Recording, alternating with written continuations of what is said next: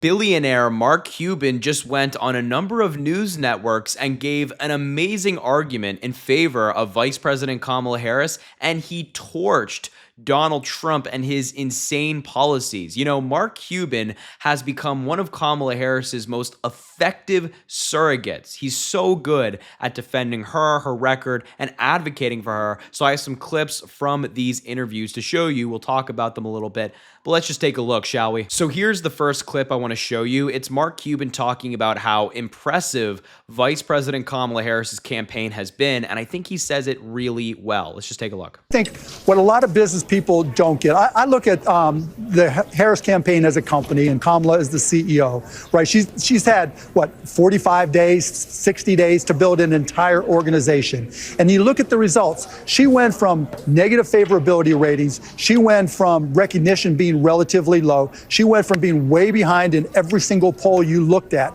And now look where she's at. Worst case, she's tied. And in many cases, she's ahead. When you're able to turn around a battleship like a presidential campaign and go from being way behind to tied or ahead, you're doing a lot right.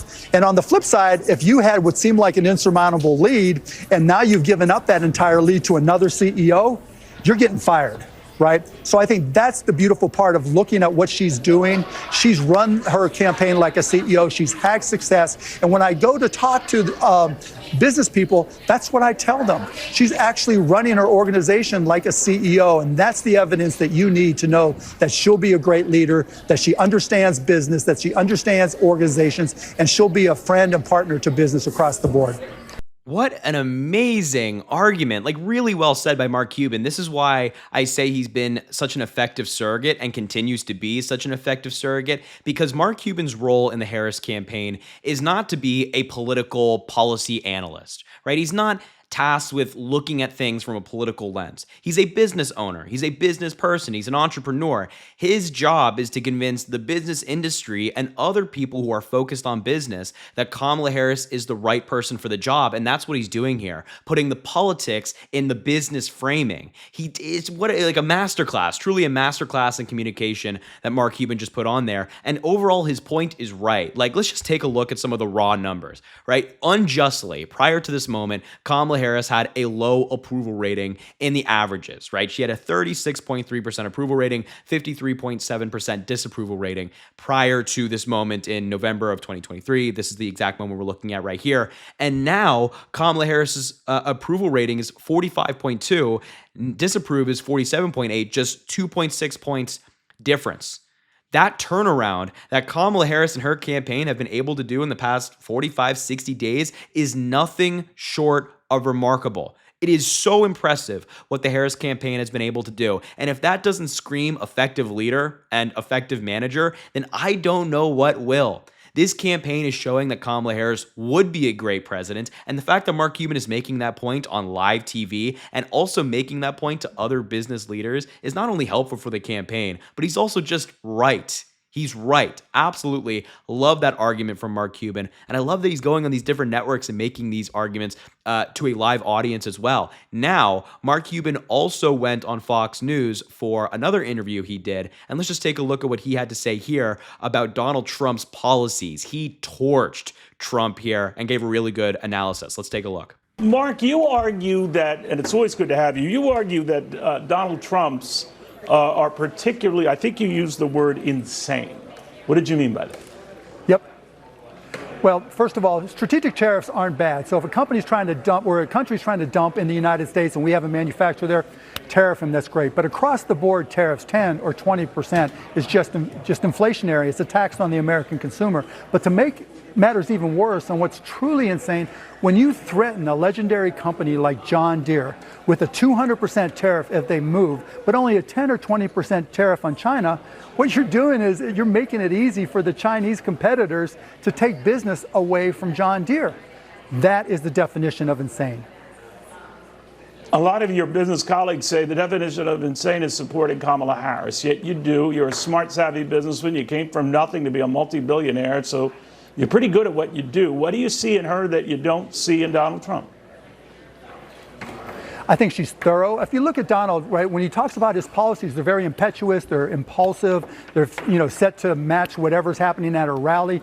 Whereas with the Harris campaign and Kamala herself, she's very, very thorough. She's very precise. Her team really vets every idea. And to me, that's important as a business person because you can trust what she says. Think about what happens when Donald comes out and says, I'm going to put a 10% cap on credit card interest rates. The next thing that happens isn't that he explains why, it's that everybody around him explains what he says. He can't explain it for himself. Everybody's got to explain for him. Or whether it's a 10 or 20 or 60% tariff, or the 200% on John Deere. With Kamala Harris, no one has to explain for her. She takes the time to vet her policies thoroughly. And when she says them and presents them, they are what they are. They're self-explanatory. Bingo, bingo, bingo, bingo. I love that entire argument from Mark Cuban right there. Yeah, Donald Trump's economic policy is disastrous. It's insane. Without getting into the nitty gritty of it, we can just look at Donald Trump's record as president the first time as what might happen, as kind of like a sign of what might happen if Donald Trump were to win again. In his first term, he gave a bunch of tax cuts to the wealthy, screwed over the middle class, and he left office with less jobs than when he entered office. Does that sound like a good recipe? A good formula for a successful country? No. It sounds disastrous. Now he's threatening American companies with 200% tariffs, basically giving a gift to our foreign competitors. What a joke. He is insane. Donald Trump's policy is insane. And he has no idea what he's talking about when it comes to tariffs this or tariffs that. That's his entire policy. He's like, how are we going to pay for this? How are we going to do that? He says, oh, tariffs. Tariffs will solve it. No.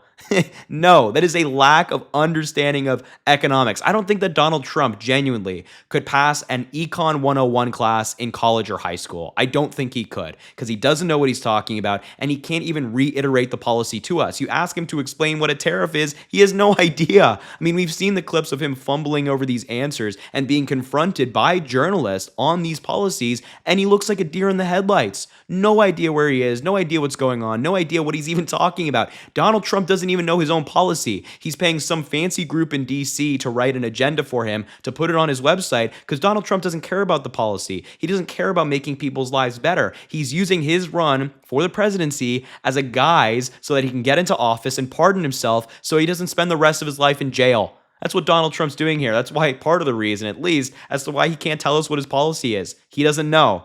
He doesn't know. And on that last kind of point that Mark Cuban just made right there, which I think is a good one, where, Donald Trump can't even tell us his own policy. He can't, in his own words, tell us his policy, whereas Kamala Harris can. And I just love what he said in this MSNBC interview about this very point, kind of expanding on this. So let's take a look at what he had to say here as well. No one talking about Donald Trump says, boy, that really was a nuanced position. Boy, he really was able to show us a detailed policy depth on what he was talking about. It's the exact opposite. Whenever Donald Trump says something, everybody else has to explain for him what he said, right? He can't ever, it's never like, okay, I'll get to that. I didn't convey it right. I'll give you the details on why I said what I said. It's the opposite. It's all his acolytes, all his supporters saying, no, this is what he really meant. It's the opposite with Vice President Harris. When she says what she says, everybody knows what she means. That is such a stark difference between the two. Yeah, really well said by Mark Cuban. Once again, look, Donald Trump is a bumbling fool. So when he gets up on a debate stage and he's asked, Trump, what's your policy for childcare? What's your policy for the economy? What are you going to do to lower prices at the grocery store? He has no idea. He ends up talking about tariffs, as we just mentioned, or maybe blaming immigrants or blaming women or something of that nature, where he just diverts and goes to a different topic that he wants to talk about. Inevitably, with every single one of these answers, he ends up talking about the criminal cases against him. Somehow, he weaves that in there. He has no idea what he's talking about, and often his campaign has to come out and clarify what he meant. They have to run cover for him. His supporters have to run cover for him. Fox News have to run cover for him and describe his policy positions because he is unable to. Kamala Harris is out there talking about, wanting to give a tax cut to the middle class, building more houses so people have access to affordable housing. Whereas Trump is out at his rallies talking about Hannibal Lecter, talking about fictional characters. And it's like, okay, great, that's Donald, that you're talking about the hallucinations you have in your mind, but how does that help the American people? It doesn't.